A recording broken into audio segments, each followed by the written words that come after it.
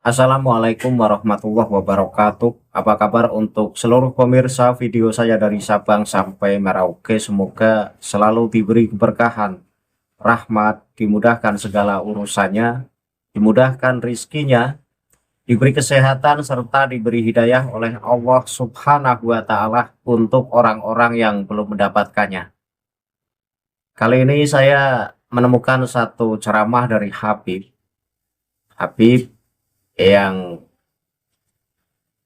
protes kepada presiden kita Bapak Prabowo karena Bapak Prabowo mengangkat KSP Jenderal Dudung, diangkat sebagai penasehat kepresidenan.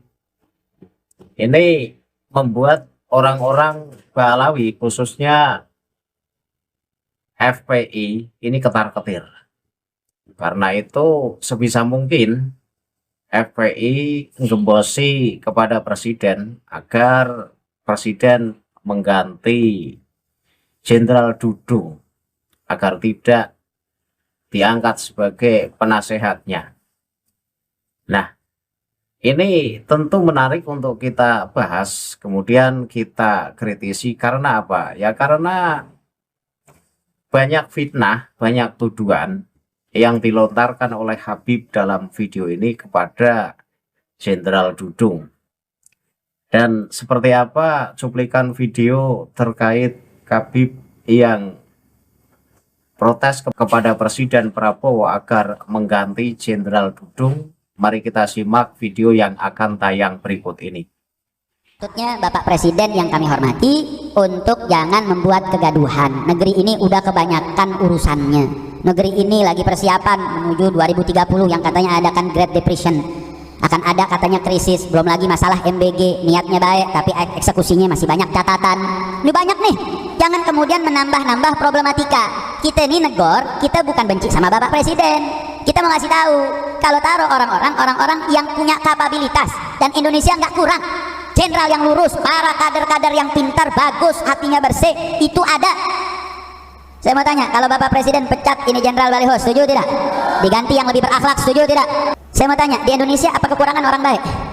Saya mau tanya, purnawirawan jenderal yang lurus, yang baik, ada atau tidak? Jenderal yang lurus, istiqomah, bagus, ada atau tidak? Ada atau banyak? Saudara, kalau Anda buka di media sosial, Anda bisa lihat rekam jejak. Siapa jenderal yang punya julukan baru tadi, Jenderal Baliho?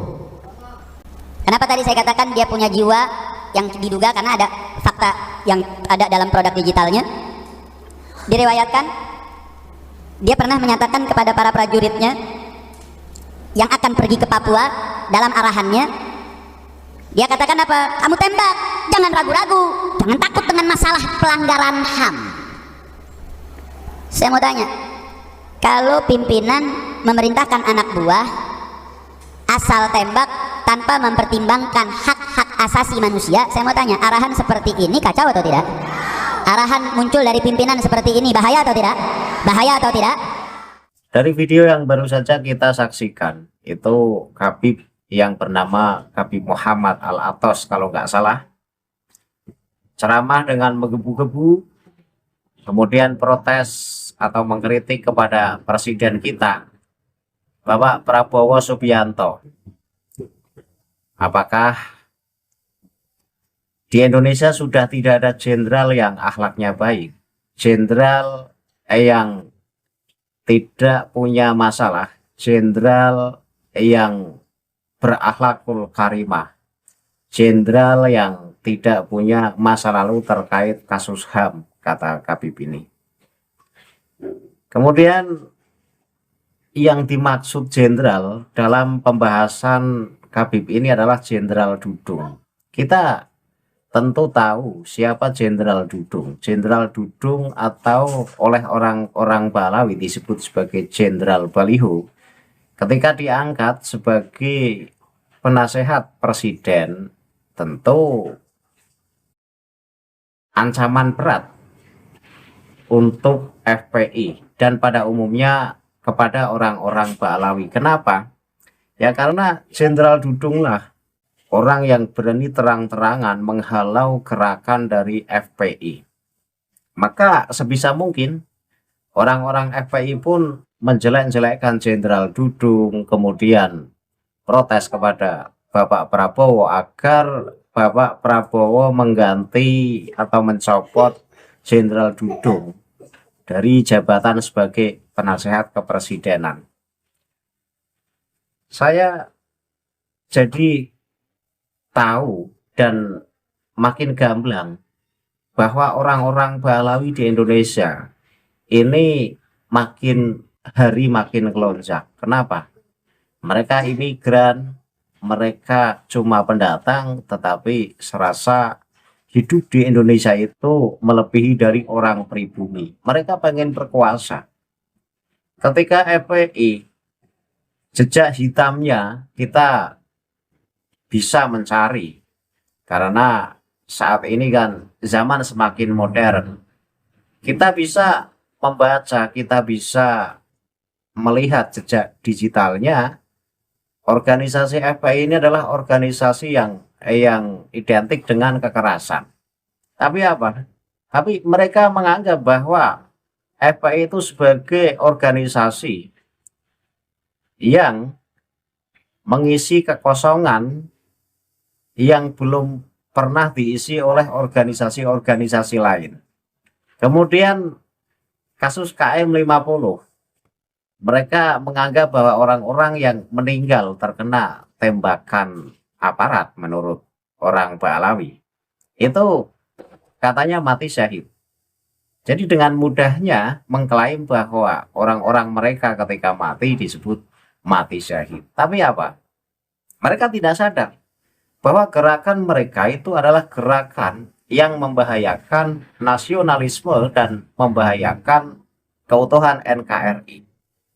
Nah, ketika Jenderal Dudung kemudian diangkat sebagai penasehat kepresidenan, maka sudah barang tentu gerakan Balawi, khususnya gerakan FPI, ini akan semakin sempit ruangnya. Kenapa? Ya karena Jenderal Dudung tahu betul siapa itu FPI dan siapa itu orang-orang Balawi pada umumnya. Dan yang paling mengkhawatirkan untuk orang-orang FPI adalah di saat orang-orang FPI menuduh organisasi PWILS sebagai laskar setan dan Jenderal Dudung sebagai penasehat dari organisasi PWILS tersebut, nah disinilah letak permasalahan terbesarnya. Mereka makin khawatir. Di satu sisi, Jenderal Dudung adalah penasehat organisasi PWILS yang sangat berseberangan dengan FPI. Dan di sisi lain, Jenderal Dudung masuk sebagai orang yang menasehati presiden. Karena Jenderal Dudung diangkat sebagai penasehat presiden. Ini kuat betul posisi Jenderal Dudung. Posisinya sangat strategis untuk menghancurkan orang-orang Balawi yang selama ini bersikap ekstrim. Orang-orang Balawi tidak sadar ketika gerakan mereka adalah gerakan yang sangat busuk, gerakan yang jauh dari menjaga keutuhan NKRI, tapi ketika terendus gerakan sehatnya, mereka mencak-mencak. Mereka mencoba mengframing mereka sendiri yang rasis, tapi justru menuduh Jenderal Dudung yang rasis. Nah, ini sudah ciri khas orang-orang Balawi. Dari zaman moyangnya saja sudah modelnya semacam itu.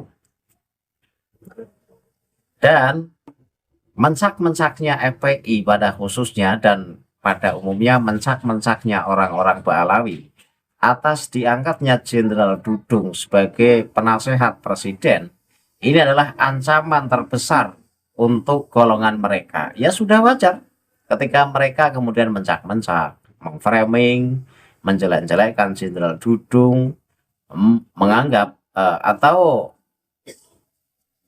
menghina Jenderal Dudung dengan sebutan Jenderal Baliho.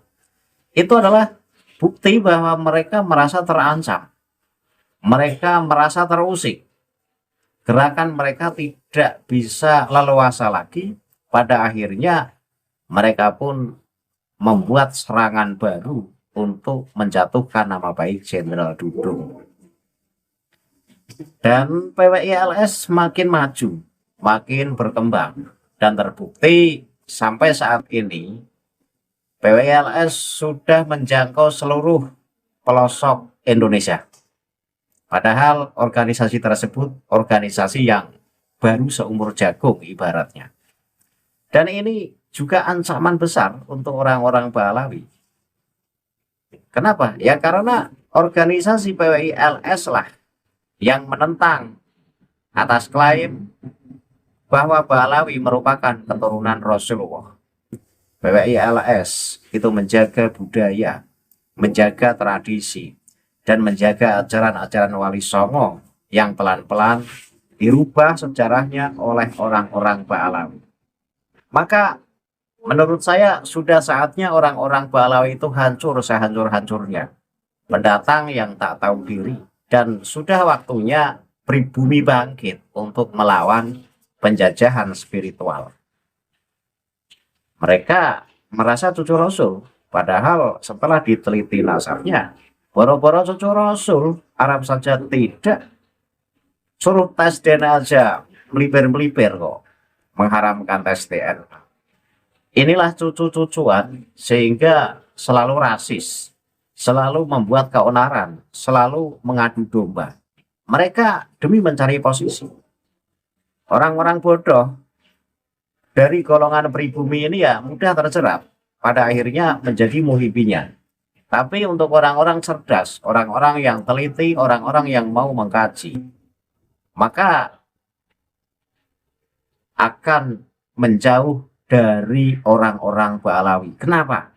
Karena mereka merasa orang paling mulia nasabnya.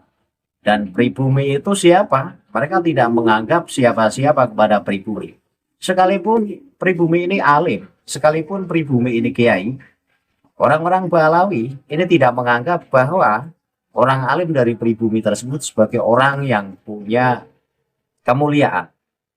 Tetapi mereka, meskipun kabib tolol, meskipun kabib botol, meskipun kabib bodoh, ceramah ngalor ngidul, yang dibahas cuma moyang-moyangnya, yang dibahas cuma tongeng-tongeng kurofatnya, keilmuan nol.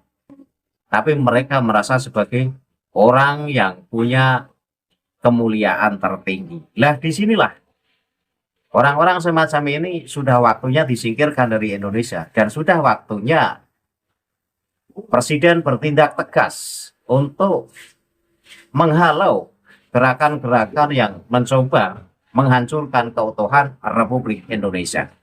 Untuk FPI silahkan mencak-mencak, untuk FPI silahkan marah-marah, dan untuk FPI silahkan mengframing semampunya.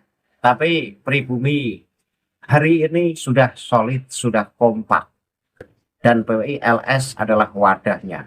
Maka takutlah wahai orang-orang Balawi. Semakin Anda mengframing, semakin Anda membuat onar, maka semakin jatuh Anda dan hancur sehancur-hancurnya. Karena apa? Ya karena hukuman alam itu tidak pernah lepas. Ketika kejahatan sudah merajalela dan Andalah orang-orang yang terlibat dalam kejahatan itu, Andalah orang-orang yang menjadikan agama dan menjadikan nasab Rasulullah sebagai tameng untuk memenuhi hajat nafsunya, padahal Anda bukan cucu Rasul, Anda bukan ahli agama, tapi Anda merasa sebagai cucu Rasul dan Anda merasa sebagai orang yang ahli agama, maka alam akan bekerja untuk menghakimi kalian semua. Dan untuk Jenderal Dudung, teruslah maju memberantas pemecah belah umat, memberantas hal-hal yang berbau anarkis, dan teruslah menjadi penasehat PWI-LS, karena PWI-LS butuh orang tegas seperti Anda. Akhirul kalam, billahi taufik wal hidayah, wassalamualaikum warahmatullahi wabarakatuh. Salam maras untuk seluruh muslim di Indonesia.